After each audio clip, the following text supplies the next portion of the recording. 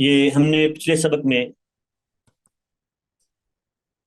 ماخذ شریعت یا مصادر شریعت جہاں سے شرعی احکام لیے جاتے ہیں اس حوالے سے بات کی تھی کہ ان میں سے جو پہلا ہے وہ ہے قرآن مجید.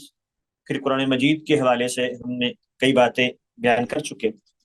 اب دوسرا جو ماخذ ہے وہ ہے سنت. سنت کا جو لفظی معنی ہے وہ تو ہے الطریقہ المسلوکہ، وہ رستہ جس پہ چلا جائے. جیسے قرآن مجید میں ہے سنت اللہ فی الذین خلو من قبل.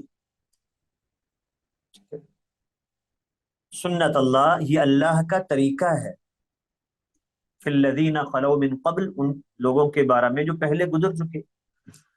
ولن تجد لسنت اللہ تبدیلا، اور تو اللہ کے طریقے میں کوئی تبدیلی نہیں پائے گا. ٹھیک ہے، سنت اللہ اللہ کا طریقہ، الطریقہ المسلوکہ. تو دوسرا جو اس کی تعریفات کی گئی ہیں وہ مختلف تعریفیں ہیں سنت کی. ایک تو تعریف کی جاتی ہے کہ وہ نفلی عبادات جو رسول اللہ صلی اللہ علیہ وسلم سے نقل ہوئی ہیں لیکن وہ ہم پر فرض یا واجب نہیں ہے تو اس کو سنت کہیں گے. اور دوسرا کہتے ہیں سنت ان افعال پر لفظ بولا جاتا ہے جو مستحب ہوں، فرض یا واجب نہ ہو، چاہے ان کا تعلق عبادات سے ہو یا عبادات کے علاوہ ہو. یعنی صرف سنت کو عبادات تک محدود نہ کیا جائے بلکہ عبادات یا غیر عبادات میں وہ افعال جو جن کا کرنا فرض نہیں ہے، ٹھیک ہے، مستحب ہے، تو اس کو سنت بولا جاتا ہے. اور تیسرا یہ سنت کا لفظ کبھی بدعت کے مقابلے میں بھی بولا جاتا ہے، یعنی جو رسول اللہ صلی اللہ علیہ وسلم کے عمل کے خلاف ہے وہ بدعت، اور جو اس کے موافق ہے وہ سنت. یہ تو ہوگی اس کی مختلف تعریفات. اصولیوں کے ہاں جو سنت کی تعریف کی جاتی ہے وہ ہے حدیث کے ہم معنی. اس معنی جو ہے نا وہ حدیث اور سنت میں وہ فرق نہیں ہے. وہ کیا کرتے ہیں کہ ما اضیف الی النبی صلی اللہ علیہ وسلم من قول او فعل او تقریر، کہ جو بات رسول اللہ صلی اللہ علیہ وسلم سے صادر ہو وہ آپ کا قول ہو، آپ کا فعل ہو یا تقریر ہو. یہ تقریر کی وضاحت آگے آئے گی. یعنی آپ کے سامنے کوئی بات کی گئی یا کوئی کام کیا گیا اور آپ نے اس پر انکار نہیں کیا تو یہ تقریر ہے. یا آپ کے زمانے میں کوئی کام ہوتا ہے، آپ کو اس کا علم ہے، پھر آپ نے اس سے روکا نہیں تو یہ بھی تقریر ہے. تو اس اعتبار سے تعریف کیا ہوئی؟ ما اضیف الی النبی صلی اللہ علیہ وسلم، یہ حدیث کی تعریف کی جاتی ہے. ٹھیک ہے، تو حدیث اور سنت ہم معنی. جو بات رسول اللہ صلی اللہ علیہ وسلم کی طرف منسوب کی جائے، من قول، وہ آپ کا قول ہو، آپ نے وہ بات کی ہو، یا وہ فعل ہو، وہ فعل آپ نے کیا ہو، او تقریر، یا وہ تقریر ہو، یعنی آپ کے سامنے یا آپ کے زمانے میں وہ بات عام ہوتی تھی یا وہ کام عام ہوتا تھا، یا آپ کے سامنے وہ بات کی گئی، وہ کام ہوا اور آپ نے اس پر روکا نہیں ہے، کوئی نقد نہیں کیا، تو یہ بھی جو ہے وہ حدیث ہی سمجھی جائے گی، سنت ہی سمجھا جائے گا. وہ کام کہ یہ ٹھیک ہے، غلط ہوتا یا یہ بات غلط ہوتی تو اللہ کے نبی کبھی اس پر خاموشی اختیار نہ کرتے. تو ویسے حدیث میں یا اصول حدیث کی کتابوں میں پھر 6 قسمیں بنائی جاتی ہیں. یعنی 3 تو ہوگی نا، حدیث کی 3 قسمیں، قولی، فعلی اور تقریری. یا وہ رسول اللہ علیہ وسلم کا قول ہوتا ہے، یا فعل ہوتا ہے، یا تقریر. پھر ہر ایک کی آگے 2 قسمیں بنا لیتے ہیں کہ قولی سری، آپ کا واضح قول ہو، آپ نے فرمایا قال رسول اللہ.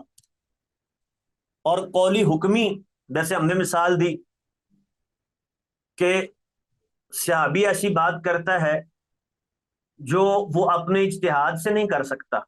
جیسے وہ کہتا ہے فلاں عمل کا اتنا اجر ہے، رسول اللہ علیہ وسلم کی طرف تو اس نے منسوب نہیں کیا، تو حکمن یہ بھی مرفوع ہوگی.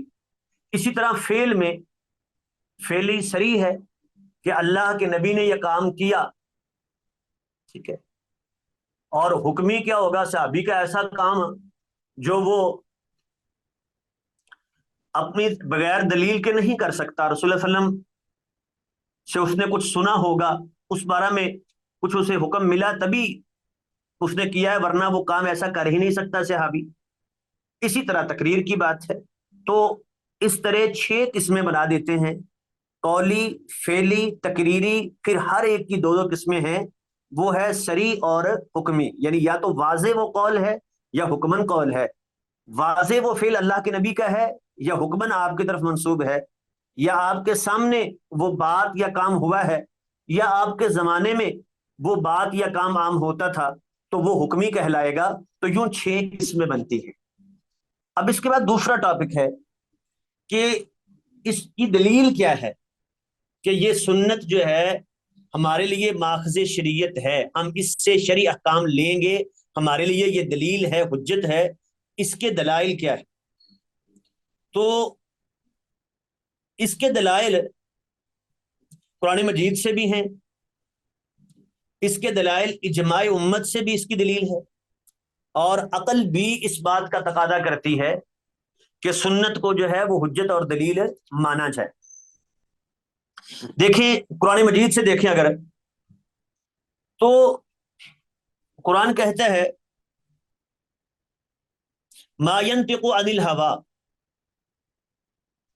شرعی معاملات میں رسول اللہ علیہ وسلم اپنی طرف سے کوئی بات نہیں کرتے. ان ہوا الا وحی یوحا، وہ وحی سے بولتے. تو جب آپ کی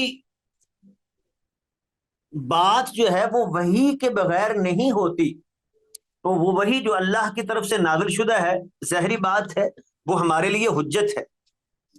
اور پھر اللہ نے قرآن مجید میں فرمایا ہے ما اتاکم الرسول فخذوہ وما نہاکم عنہ فانتہوا. رسول جو تمہیں دے وہ لے لو، اور جس سے وہ روک دے اس سے رک جاؤ، اس سے رک جاؤ. ٹھیک ہے. اب یہ حجت تھی نا، دلیل، نبی کی بات ہمارے لیے دلیل ہے، جس سے وہ روک دیں ہمارے لیے رکنا ضروری ہے. ٹھیک ہے. اور جو وہ ہمیں دے، جو حکم دے کرنے کا، وہ ہمارے لیے کرنا ضروری ہے. تو یہ آپ کا وہ قول یا فعل، آپ نے جو بات کی کرو تو ہمارے لیے کرنا ضروری، آپ نے کہا نہ کرو تو ہمارے لیے رکنا ضروری. اسی طرح قرآن مجید میں ہے یا ایھا الذین آمنوا اطیعوا اللہ واطیعوا الرسول فلا تبطلوا اعمالکم. اللہ اس کے رسول کی اطاعت کرو. اب رسول کی اطاعت کیسے ہوگی؟ یعنی آپ کی بات کو مانا جائے گا، اور آپ کی بات کیا ہے؟ وہی سنت ہے، حدیث ہے. اسی طرح من یطیع الرسول فقد اطاع اللہ. جس نے رسول کی اطاعت کی اس نے اللہ کی اطاعت کی. یعنی جس نے اللہ رسول کی بات مانی اس نے اللہ کی بات مانی ہے. اور اللہ رسول کی بات کیا؟ حدیث ہے، سنت ہے. تو جس نے سنت پہ عمل کیا اس نے اللہ کی بات مانی ہے. تو یعنی اللہ کے احکام جو ہیں وہ قرآن کی صورت میں بھی ہمارے پاس آئے ہیں، نبی کی زبان سے وہ سنت کے طور پہ بھی آئے، کیونکہ وحی کی 2 قسمیں ہیں نا، جسے کہتے ہیں وحی جلی اور وحی خفی. وہ قرآن مجید وحی جلی ہے، یہ حدیث وحی خفی ہے، یہ بھی وحی ہے، یہ بھی اللہ کے احکام ہیں. اور اس پر تو بے شمار دلائل ہیں نا، یہ الگ دلائل ہیں کہ کیا حدیث بھی وہی ہے؟ اس کی سادہ سی ایک مثال سے ہم بات، صرف زیادہ لمبی دلائل نہیں دیتے، ایک دلیل سے پیش کرتے ہیں. یہ جو اللہ کے نبی مدینہ گئے تو قبلہ تبدیل ہوا، وہ 16-17 ماہ کے بعد. قرآن کہتا ہے وَمَا جَعَلْنَا الْقِبْلَةَ الَّتِي كُنْتَ عَلَيْهَا إِلَّا لِنَعْلَمَ مَن يَتَّبِعُ الرَّسُولَ. جس قبلے پر آپ تھے، ٹھیک ہے، وہ ہم نے کیوں حکم دیا تھا؟ ٹھیک ہے، إِلَّا لِنَعْلَمَ مَن يَتَّبِعُ الرَّسُولَ. وہ پہلے اس کا حکم تھا، اب حکم دے دیا ہے کہ چینج کر لو. کیوں دیا ہے؟ تاکہ ہم جان لیں رسول کی پیروی کیوں کرتا ہے، کون کرتا ہے. اب بتائیے، وہ پہلا کہ بیت المقدس کی طرف منہ کر کے نماز پڑھو پورے قرآن میں کہاں ہے؟ تو کیا اللہ کے نبی نے اپنی مرضی سے خود ہی وہ چینج کر لیا تھا، وہاں اس طرف منہ کر کے نماز پڑھنا شروع کر دی تھی؟ وہ حکم ظاہری بات ہے، وحی خفی ہے، وہ قرآن مجید میں اس کا ذکر نہیں ہے. اسی طرح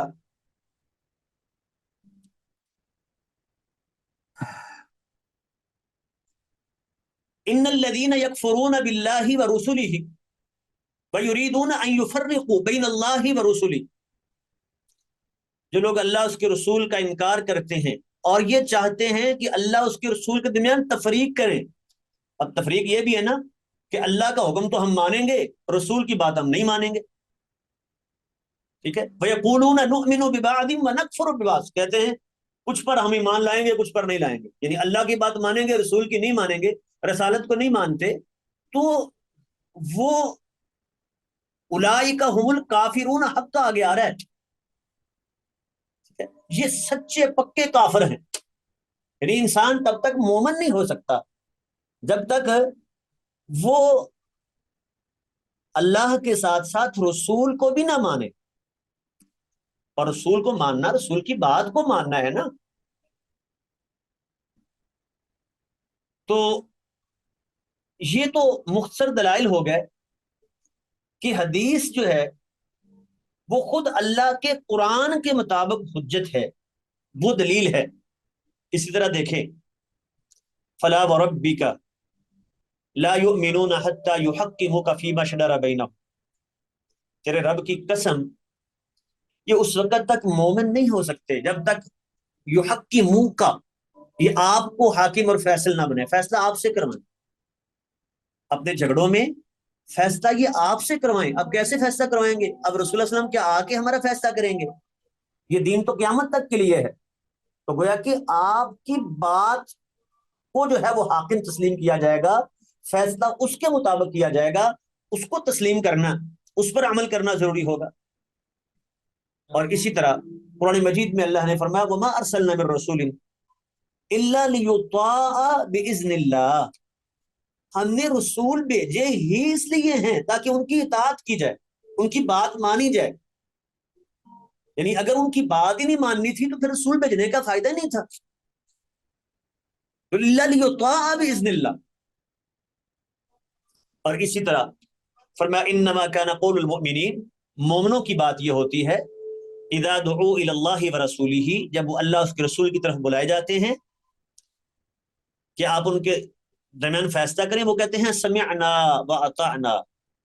مومن وہ ہوتے ہیں کہ جو رسول کی بات کو سن کے کہتے ہیں جی ہم نے سنا، ہم نے مان لیا بس. تو ایمان کے لیے رسول اللہ علیہ وسلم کی بات کو ماننا ضروری. اسی طرح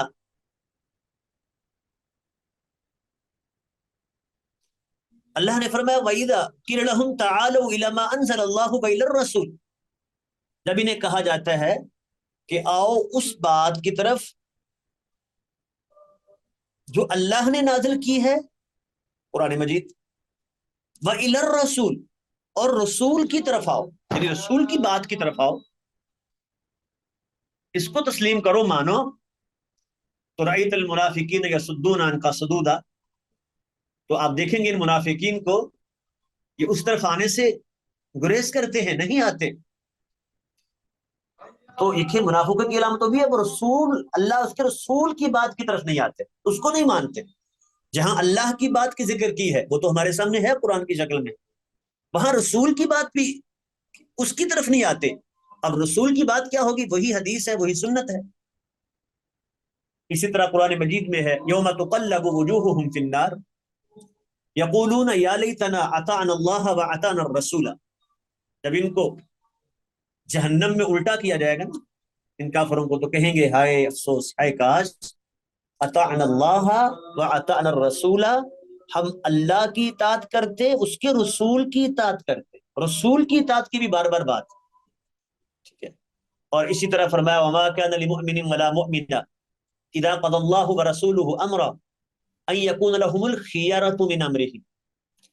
کسی مومن مرد عورت کے یہ نہیں ہے جب اللہ اس کا رسول فیصلہ کر دے، اللہ اس کا رسول، اللہ کے ساتھ اللہ کا رسول فیصلہ کر دے کہ انہیں کوئی اختیار ہو، ایسا نہیں ہے. یعنی اللہ کے رسول کی بات کے سامنے بھی اختیار نہیں ہے.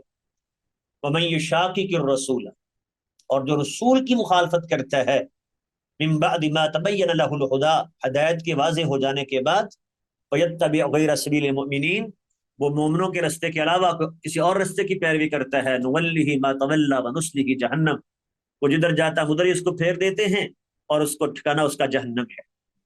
ٹھیک ہے. فلیحذر الذین یخالفون عن امرہ، جو اس نبی کے حکم کی مخالفت کرتے ہیں انہیں ڈرنا چاہیے کہ انہیں کوئی فتنہ یا دردناک عذاب نہ پہنچے. تو یعنی یہ قرآن مجید کی ان آیات میں یہ جو بار بار جہاں اللہ کی بات کا تذکرہ ہے وہاں رسول کی بات کو ماننا یہ بھی ضروری ہے، اس کا بار بار تذکرہ ہے. اور رسول کو ماننا، رسول کی بات کو ماننا، آپ کی بات وہی حدیث ہے، وہی سنت ہے. تو یہ تو ایک پہلو ہو گیا کہ خود کتاب اللہ قرآن مجید ہمیں حکم دیتا ہے کہ ہم رسول کی بات کو مانیں. اسی طرح دوسرا پہلو ہے کہ امت کا بھی اس بات پر اجماع ہے کہ رسول اللہ علیہ وسلم کی بات ہمارے لیے دلیل ہے، وہ شریعت اس سے اخذ کی جائے گی، احکام اس سے لیے جائیں گے، اس بات پر کوئی شک نہیں ہے. ٹھیک ہے. اور تیسری چیز ہے انسانی عقل، قیاس جسے کہتے ہیں، کہ ہم نے جب رسول اللہ علیہ وسلم کو رسول مان لیا، کیا مطلب ہے؟ رسول کا مطلب کیا ہے؟ کہ یہ اللہ کے نمائندے ہیں، جو اللہ رب العالمین کا پیغام ہم تک پہنچاتے ہیں. تو جب اللہ کا نمائندہ مان لیا تو پھر اس کی بات وہ اللہ ہی کی بات ہوئی نا. اس کو نہ ماننا گویا کہ پھر اللہ کا انکار کرنا ہے، اللہ کی بات کو نہ ماننا ہے. تو اس لیے عقل بھی یہ کہتی ہے کہ جب ہم انہیں اللہ کا نمائندہ مان چکے ہیں تو پھر نمائندے کی بات اپنی طرف سے نہیں ہوتی، وہ جس کی طرف سے ہوتا ہے اسی کی بات کرتا ہے. اللہ کے نمائندے ہیں، وہ اللہ ہی کی بات کرتے ہیں، تو اس کا انکار کرنا وہ اللہ کا انکار کرنا ہے. تو یہ تو تین پہلو ہو گئے کہ خود قرآن مجید سے اس بات کے دلائل کہ رسول اللہ علیہ وسلم کی بات کو ماننا ضروری ہے، وہ حجت ہے، لہذا اس سے شریعت، اس سے شرعی احکام لیے جائیں گے. اور امت کا اس بات پر اجماع، یہ دوسری دلیل. اور اسی طرح تیسری چیز ہے عقل اور قیاس، وہ بھی اس بات کا تقاضا کرتا ہے کہ رسول اللہ علیہ وسلم کی بات کو مانا جائے. اس کے بعد پھر وہ سنت کی جو تین قسمیں ابھی ہم نے جو ذکر کی تھیں کہ قولی، فعلی اور تقریری، ہم نے اجمالاً تو ان کا تذکرہ کر دیا کہ یہ تین قسمیں، یا تو آپ کا قول، آپ کی بات جو آپ نے کی ہے، جیسے لا ضرر ولا ضرارہ، نہ نقصان کسی کو دو نہ خود اٹھاؤ. اسی طرح من رأى منکم منکرا فلیغیرہ بیدہ، یہ بات زبان سے بیان کر فرما رہے ہیں کہ بھائی جو تم میں سے کوئی برائی دیکھتا ہے اس کو اپنے ہاتھ سے روکے. ٹھیک ہے. تو یہ اقوال جو ہے یہ حدیث کی ایک قسم، سنت کی ایک قسم جسے کہتے ہیں قولی سنت یا قولی حدیث، یا آپ نے وہ کام کیا. ٹھیک ہے. تو آپ نے نماز پڑھ کے دکھائی، یہ کیا ہے؟ فعلی. قولی یعنی آپ نے جو آپ کے فرمانی، جو آپ نے بات کی، باقاعدہ ایک حکم دیا، کوئی بات بتائی. اسی طرح فعلی جو کام آپ نے کیا ہو، جیسے آپ نے ایک فیصلہ کیا تو اس میں ایک گواہ تھا تو آپ نے ساتھ قسم لے لی، اب آپ کے اس فعل سے بات سمجھ آ گئی، ہمیں ایک مسئلہ اخذ ہو گیا، ہم نے شریک حکومت اخذ کر لیا کہ اگر گواہ دو نہ ہوں تو ایک ساتھ قسم لے لی جائے۔ تو تیسری چیز ہے تقریر۔ میں نے پیچھے بیان کیا تھا تقریر کیا ہے، کہ آپ کے سامنے یا آپ کی موجودگی میں، آپ کے دور میں کوئی بات معروف تھی یا کوئی عمل معروف تھا، جیسے حضرت جابر رضی اللہ تعالی عنہ فرماتے ہیں کننا نعزل والقرآن ینزل، ہم عزل کیا کرتے تھے قرآن اترتا تھا، یعنی اگر یہ منع ہوتا، یہ حرام ہوتا تو اللہ کے نبی ہمیں روک دیتے۔ تو چونکہ وہ زمانہ نزول وحی کا زمانہ تھا، تو اگر ایک غلط کام صحابہ کرتے ہوں تو یہ ممکن نہیں ہے کہ اللہ کے نبی کو بتایا نہ جائے اور آپ اس سے جو ہے وہ روکے نہ۔ تو یہ تقریر ہے۔ لیکن تینوں میں کیا رسول اللہ صلی اللہ علیہ وسلم کا ہر قول جو ہے وہ دلیل شرعی ہے، وہ ہمارے لیے ماخذ شریعت ہے، یا کچھ اقوال ایسے ہیں کہ جو وہ دلیل شرعی کا درجہ نہیں رکھتے؟ ٹھیک ہے، اسی طرح افعال، کیا آپ کا ہر فعل جو ہے وہ دلیل شرعی ہے، یا اس میں سے کچھ ایسے افعال ہیں جو ہمارے لیے دلیل شرعی جو ہیں اس کی حیثیت نہیں رکھتے، یا وہ شریعت کا ماخذ آپ کہہ لیں نہیں ہے، وہ ہمارے لیے شرعی طور پہ حجت نہیں؟ تو کیا ایسے ہیں کچھ افعال یا اقوال؟ تو اس کا جواب ہے کہ جی،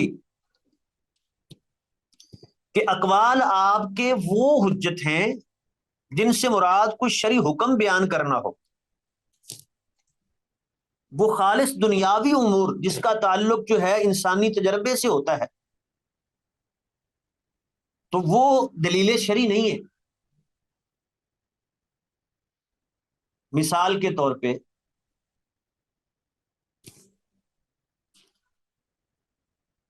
وہ رسول اللہ صلی اللہ علیہ وسلم نے دیکھا کہ مدینہ میں جب آئے نا تو لوگ وہ کھجوروں میں بھی نر اور مادہ کا حساب ہوتا ہے،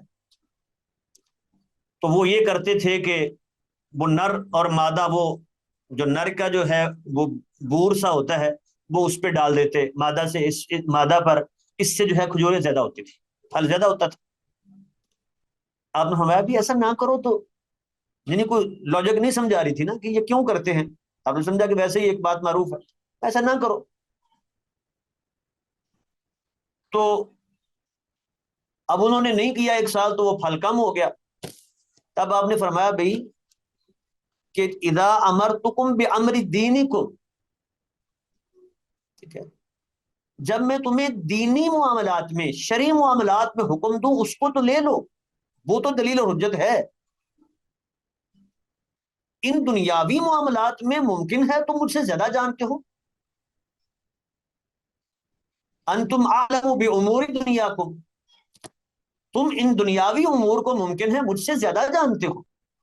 بھائی رب نبی رسول کا کام کوئی کھیتی باڑی کرنا تو نہیں ہے نا، کہ ایک بندے کو کھیتی باڑی کا طریقہ جو ہے وہ زیادہ آتا ہے، وہ بہتر جانتا ہے کہ ہل کیسے چلانا ہے، اور پھل جو ہے وہ کس موسم میں کون سا زیادہ بہتر ہوتا ہے، اس کو پانی کتنا دینا ہے، کھاد کتنی لگانی ہے، تو ہم کہیں کہ کیا نعوذ باللہ یہ کوئی فضیلت کا پہلو ہو گیا رسول اللہ سے کہ اس کو زیادہ پتہ ہے؟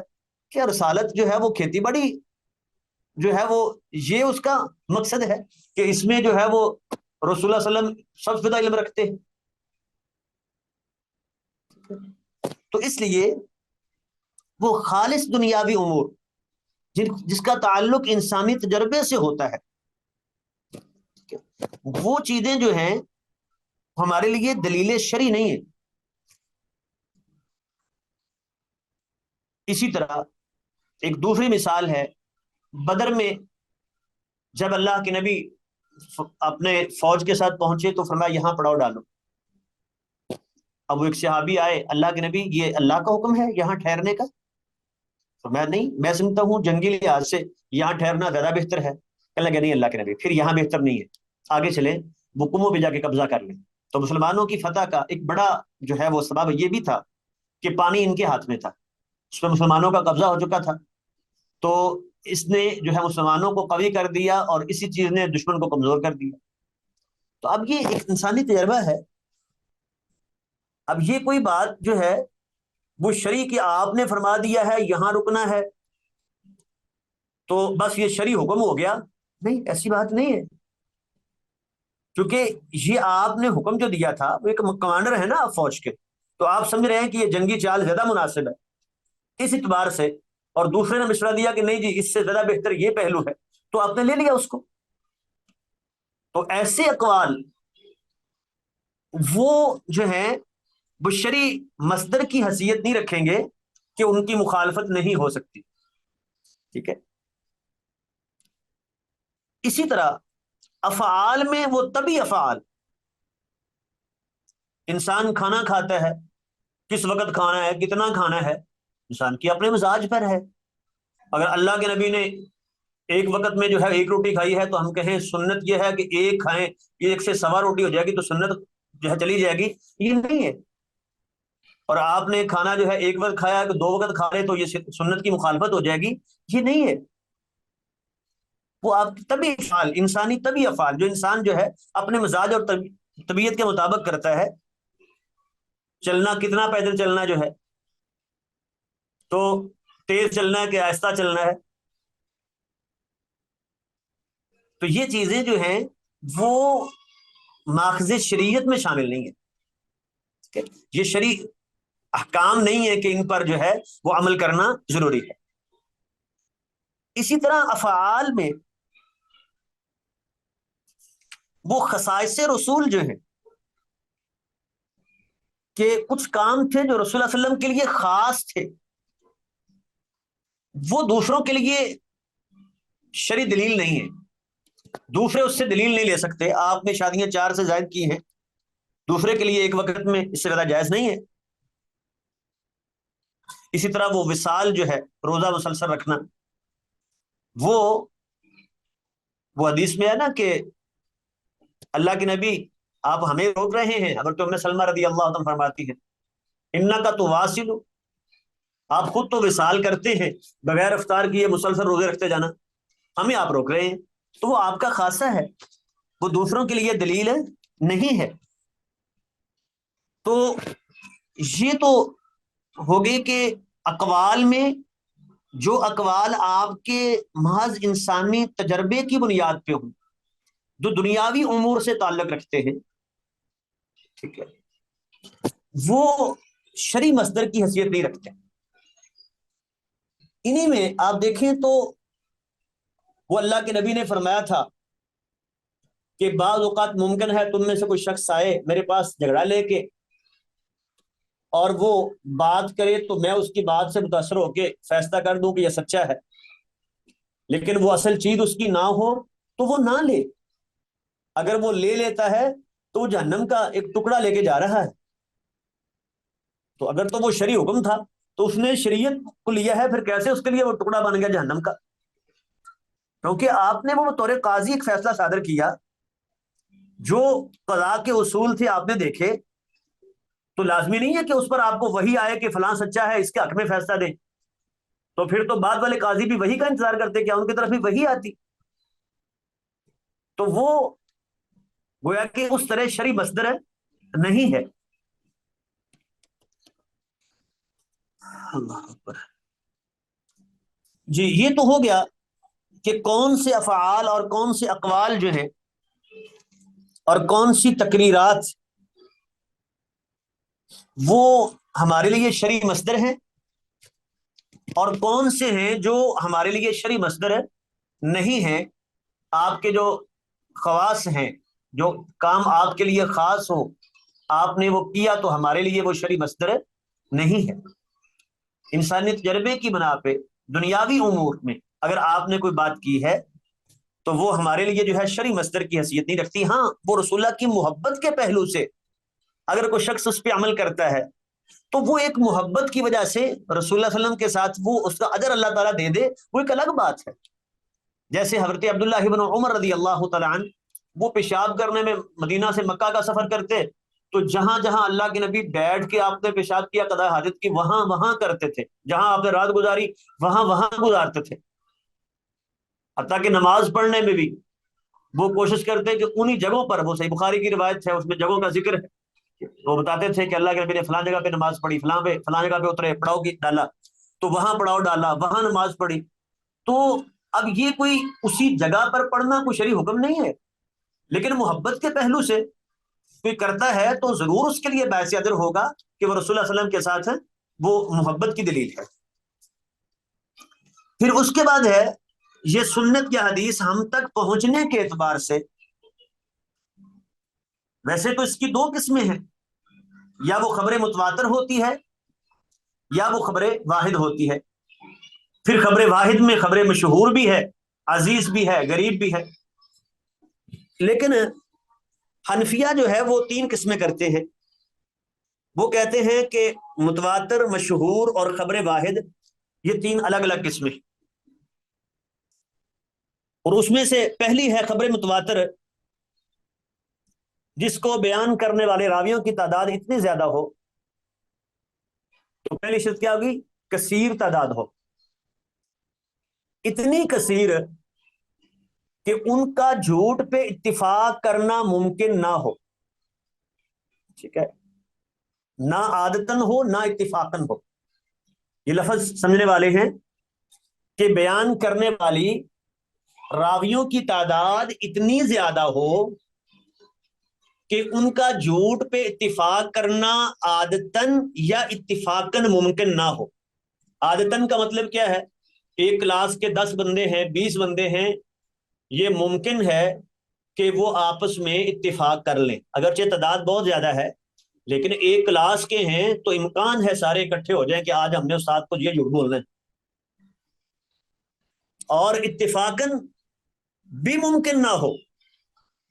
اب یوں سمجھیں کہ 10 بندے ہیں، الگ الگ ہیں، ان کا آپس میں کوئی تعلق نہیں، تو یہ ممکن نہیں ہے کہ 10 کے 10 ایک ہی جگہ پر جو ہے وہ غلطی کر جائیں، وہ جھوٹ بول رہے ہوں، غلطی ہو رہی ہے، اور ایک ہی جگہ پر ان کا آپس میں کوئی تعلق نہیں ہے، یہ ممکن نہیں ہے. تو عادتاً یا اتفاقاً ان کا جھوٹ پہ اتفاق ممکن نہ ہو. یہ ایک شرط ہو گئی کہ عدد کثیر ہو بیان کرنے والے. اب عدد کثیر کیا کوئی حد مقرر ہے کہ 10 ہوں کہ 20 ہوں کہ 50 ہوں؟ تو حافظ ابن حجر رحمۃ اللہ علیہ نے وہ لکھا ہے کہ تعداد جو ہے وہ آپ مقرر نہیں کر سکتے. اصل یہ ہے کہ جس سے یہ مقصد حاصل ہو جائے کہ ان کا جھوٹ پہ اتفاق ممکن نہ ہو. جب یہ یقین حاصل ہو جائے، وہ کبھی تو آپ کو 10 سے ہو جائے گا، کبھی آپ کو 15 سے بھی نہیں ہوگا، اور کبھی 20 سے بھی نہیں ہوگا. تو عدد کثیر ہو اور وہ تعداد ہر طبقے میں موجود رہے، اول سے آخر تک، اور وہ خبر حسی ہو. یہ تیسری شرط ہے، وہ خبر حسی ہو، یعنی اس کا تعلق حواس سے ہو. میں نے سنا، سونگا، چکھا، پکڑا، یہ حواس سے تعلق ہو. وہ جو عقلی معاملات ہوتے ہیں نا، اس کو متواتر نہیں کہتے. 2 اور 2 4 ہوتے ہیں، ساری دنیا کہے گی اس کو ہم کو خبر متواتر نہیں کہیں گے. اس کا تعلق حواس سے نہیں ہے، یہ عقل سے ہے. تو خبر متواتر کی ہوگی کہ وہ روایت جس کو بیان کرنے والے راویوں کی تعداد اتنی زیادہ ہو کہ ان کا جھوٹ پہ اتفاق کر لینا عادتاً یا اتفاقاً ممکن نہ ہو، اور یہ تعداد ہر طبقے میں موجود رہے، اور اس خبر کا تعلق حواس سے ہو. مشاہدہ کیا، میں نے دیکھا، میں نے سنا.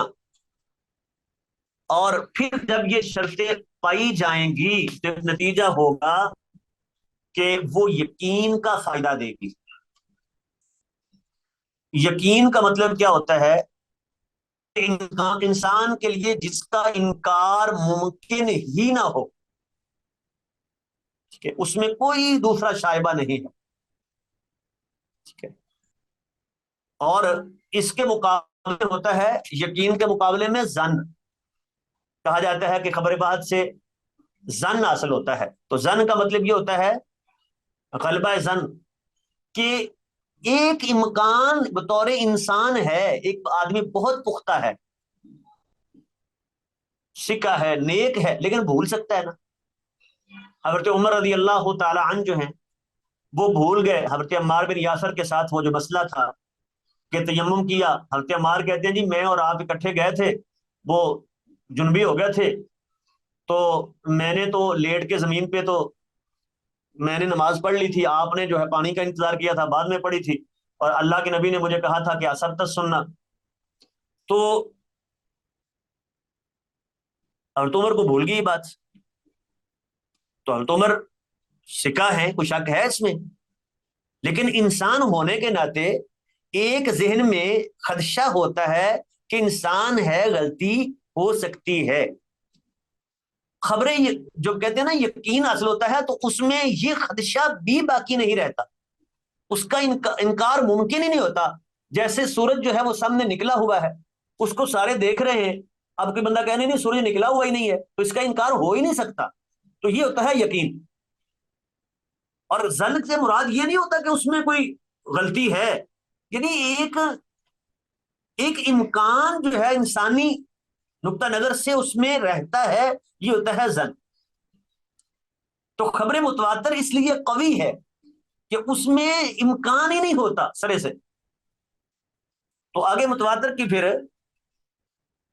دو قسمیں ہیں، ایک ہے قولی اور ایک ہے فعلی۔ آپ نے کوئی بات کی ہو، وہ بات اتنے سارے لوگوں نے بیان کی، وہ شروع سے لے کے آخر تک، پہلے صحابہ پھر تابعین پھر اس کے بعد وہ کتاب کے مصنف تک، امام بخاری ہیں تو امام بخاری تک اتنے لوگوں نے بیان کی، امام بخاری نے بھی 20 لوگوں سے سن کے وہ حدیث نقل کی، من کذب علی متعمدا فلیتبوأ مقعدہ من النار، کتنے لوگوں نے یہ بیان کی ہے کہ یہ تواتر تک پہنچتی۔ اس کے بعد ہوتی ہے کہ کبھی لفظ تو وہ نہیں ہوتے لیکن وہ معنی متواتر ہوتا ہے، یہ مفہوم جو ہے وہ مختلف حدیثوں سے اتنے سارے لوگوں نے بیان کیا ہوتا ہے کہ ہم کہہ سکتے ہیں کہ یہ تواتر تک پہنچتا ہے، تو اسے کہتے ہیں متواتر معنوی۔ جیسے اس کی مثال یہ پیش کر رہے ہیں انما الاعمال بالنیات، تو یہ تو ہوگی ایک قسم خبر متواتر۔ اس کے بعد دوسرے نمبر پہ سنت مشہور۔ ویسے محدثین کے ہاں تو مشہور وہ روایت ہوتی ہے کہ جس کو بیان کرنے والے راویوں کی تعداد وہ ہر طبقے میں کم از کم 3 ہو، کسی میں بھی 3 سے کم نہ ہو، تو یہ مشہور ہوتی ہے، اور وہ تواتر تک نہ پہنچے، 3 سے زائد ہو سکتی ہے، 4 5 6 7 8، تواتر تک نہ پہنچے۔ لیکن فقہا کے ہاں جو ہے یہ کہتے ہیں کہ شروع میں یعنی صحابہ اور تابعین کے دور میں تو 1 2 بندوں نے بیان کیا، وہاں تو تواتر نہیں ہے، لیکن بعد میں پھر بہت سارے لوگوں نے بیان کیا کہ وہ تواتر تک پہنچ گئی، تو یہ کہتے ہیں یہ خبریں مشہور ہے۔ اور ایک یہ بھی تعریف کی جاتی ہے کہ جو آئمہ تک پہنچی، جیسے امام ابو حنیفہ رحمۃ اللہ علیہ، اور انہوں نے اس پر عمل کیا تو یہ مشہور ہو گئی، پیچھے بے شک خبر واحد ہو، بلکہ اس سے بھی زیادہ اگر کوئی اس میں ضعف بھی ہو، لیکن آئمہ تک پہنچی، انہوں نے اس پہ عمل کر لیا، تو اب یہ خبر مشہور ہو گئی۔ تو تیسری ہے جس کو خبر واحد کہتے ہیں، اس میں عزیز بھی آتی ہے اور غریب بھی آتی ہے، یعنی کم از کم بیان کرنے والے ہر طبقے میں راوی 2 ہوں، یہ عزیز ہے، اور کسی طبقے میں 1 رہ جائے تو یہ غریب ہے۔ اب کیا یہ خبر واحد جو ہے وہ عزیز ہو یا غریب، وہ بھی حجت ہے یا نہیں؟ ٹھیک ہے، پہلی جو متواتر ہے وہ سب کے ہاں حجت ہے، دلیل ہے، اس کا انکار ممکن نہیں۔ خبر مشہور کو بھی اگرچہ اس کی تعریف وہ مختلف کرتے ہیں، خبر مشہور کو بھی سارے مانتے ہیں کہ وہ حجت ہے، دلیل لیتے ہیں۔ یہ خبر واحد جو ہے نا، اس کے لیے بعض لوگ جو ہیں کچھ شرطیں لگاتے ہیں کہ کیا ہر خبر واحد بھی جو صحیح ثابت ہے جس کی نسبت رسول اللہ تک، تو وہ ہمارے لیے حجت ہے، دلیل ہے، اس سے شرعی مسئلہ اخذ کیا جائے گا، یا وہ حجت نہیں ہے؟ تو صحیح بات تو یہ ہے کہ وہ بھی شرعی حجت ہے۔ آپ دیکھیں گے کہ بیان کرنے والا ایک ہو یا زیادہ ہو، اس کی بات مانی جاتی ہے۔ جیسے اللہ نے کہا ہے فلولا نفر من کل فرقۃ طائفۃ لیتفقهوا فی الدین، کہ ہر گروہ میں سے کچھ لوگ رہنے چاہیے جو دین کا فہم حاصل کریں، اور جب قوم ان کی طرف آئے تو وہ ان کو ڈرائیں، تو ایک بندہ اگر ان کو ڈرا رہا ہے، ان کو پیغام دے رہا ہے، یہ دین کا حکم ہے، تو اس کو مانیں گے۔ رسول اللہ صلی اللہ علیہ وسلم نے وہ قاصد بھیجے، ایک ایک بندے کو خط دے کے بھیجا نا، تو انہوں نے مان لیا نا کہ یہ بندہ کہہ رہا ہے کہ رسول اللہ کی بات ہے تو آپ ہی کی بات ہے، یہ تو نہیں کہ 10 بندے آ کے گواہی دیں گے پھر ہم مانیں گے۔ زکوٰۃ وصول کرنے والے آپ نے ایک ایک بندہ بھیجا، جاؤ فلاں علاقے سے زکوٰۃ وصول کر کے آؤ، تو وہ کہیں کہ نہیں بھی تم تو ایک ہو، ہم ایک بندے کی بات مان نہیں سکتے، پہلے 10 بندے آگے گواہی دیں کہ واقعی تجھے اللہ کے نبی نے بھیجا ہے، پھر ہم دیں گے۔ نہیں، دنیاوی معاملات جو عام ہیں وہ سارے کے سارے ایک دو لوگوں پر فیصلہ ہوتا ہے، جیسے دو گواہ ہیں تو اس کے حق میں فیصلہ کر دیں گے۔ امکان تو یہاں بھی ہے، ممکن ہے وہ دو جھوٹ پہ اتفاق انہوں نے کر لیا ہو، پیسے لے کے انہوں نے جھوٹی گواہی دی ہو۔ یہ تو ہے کہ خبر واحد بھی حجت ہے۔ البتہ بعض لوگ اس میں کچھ شرطیں لگاتے ہیں، جیسے ایک شرط یہ لگائی جاتی ہے، ایک تو ہے نا وہ شرطیں جو سب کے ہاں ہیں کہ اس کی نسبت رسول اللہ تک ثابت ہو، وہ کیا ہے کہ اس کے راوی بیان کرنے والے عادل ہوں، ثقہ ہوں، یعنی ضابط ہوں، ان کا ضبط جو ہے، حافظہ ان کا ٹھیک ہو، سند اس کی متصل ہو، اس حدیث کی درمیان میں کوئی راوی گرا ہوا نہ ہو، اور وہ روایت معلول بھی نہ ہو، شاذ بھی نہ ہو۔